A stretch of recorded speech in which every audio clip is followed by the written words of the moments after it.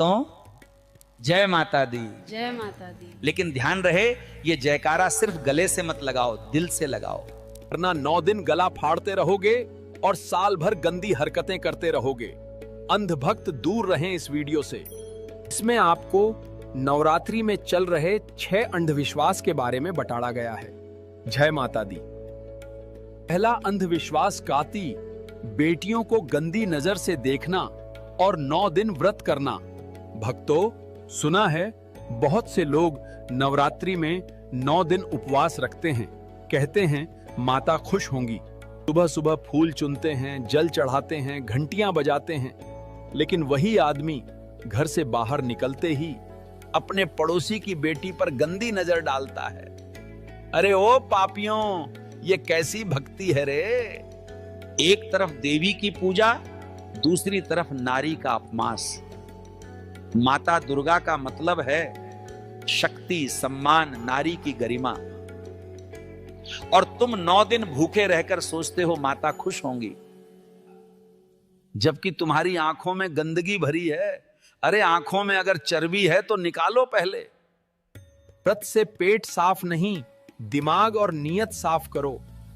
नवरात्रि का व्रत पेट काटने के लिए नहीं, नजर और नीयत को पवित्र करने के लिए होता है। दूसरा अंधविश्वास बतात 9 दिन मांस न खाना और साल भर पाप करना। अब आते हैं अगले किस्से पर। कुछ लोग कहते हैं नवरात्रि में मांस नहीं खाएंगे, शराब नहीं पिएंगे। वाह वाह, लेकिन जैसे ही 9 दिन खत्म हुए 10वें दिन चिकन की दुकान पर लाइन लग जाती है, दारू की बोतलें खुल जाती हैं और थालियां मछली मुर्गे से भर जाती हैं। ये कौन सा सौदा है भाई? 9 दिन माँ को धोखा और बाकी 356 दिन पेट पूजा।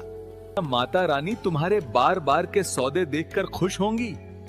माँ सोचेंगी ये भक्त तो सीजनल हैं।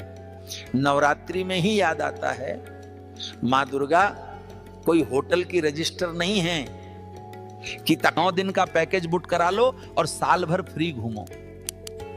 सच्ची भक्ति वो है जहां आदत बदलो, जहां नाशा छड़ो, नारी का सम्मान करो, जहां इंसानियत को पूजा बनाओ। ना कि बस मांस छोड़ो, दारू छोड़ो 9 दिन और फिर पुरानी आदतें वापस। तीसरा अंधविश्वास साल भर पूजा भूलना और 9 दिन दिखावा करना। अब आओ तीसरे पाखंड की ओर। साल भर माता रानी का जल तक नहीं चढ़ाते, मंदिर का रास्ता भूल जाते हो, मूर्ति के सामने से गुजरते हो तो नजरें चुराते हो। लेकिन नवरात्रि आते ही ढोल नगाड़े, बड़े बड़े पंडाल, सजावट, फोटोशूट, रील्स बनाना सब याद आ जाता है। देखो देखो, मैंने 9 दिन का व्रत रखा है, इंस्टा पे डाल रहा हूं, लाइक दो, कमेंट दो। अरे ओ धंधेबाज भक्तों, भक्ति इंस्टाग्राम और फेसबुक के लिए नहीं होती।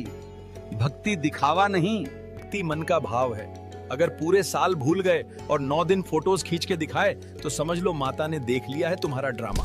याद रखो, अभी माता शक्ति का रूप हैं, वो नारी का अपमान बर्दाश्त नहीं करेंगी।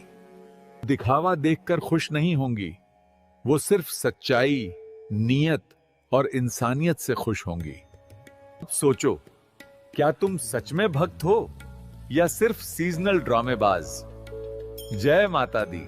चौथा अंधविश्वास पान पंडित और बाबाओं का खेल। भक्तों, ये नवरात्रि आते ही बाबाओं का बिजनेस भी बढ़ जाता है।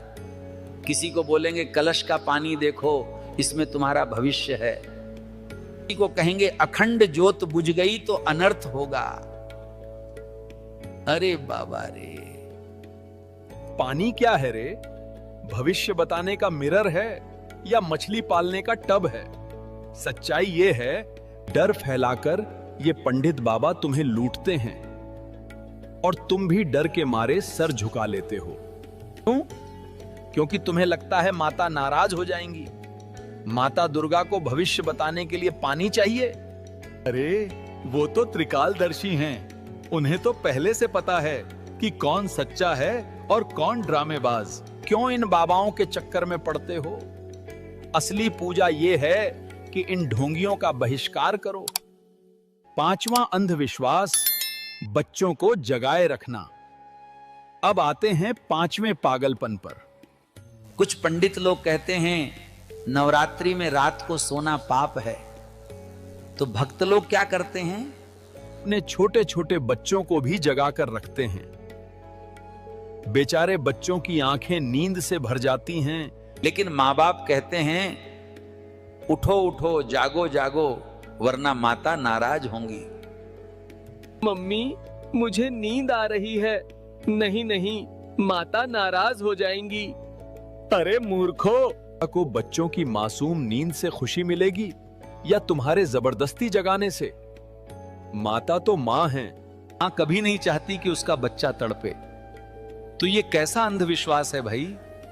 पाप सोने से नहीं होता, पाप तो बच्चों को कष्ट देने से होता है।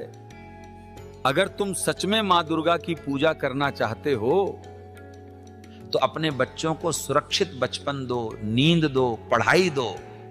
यही असली भक्ति है। छठा अंधविश्वास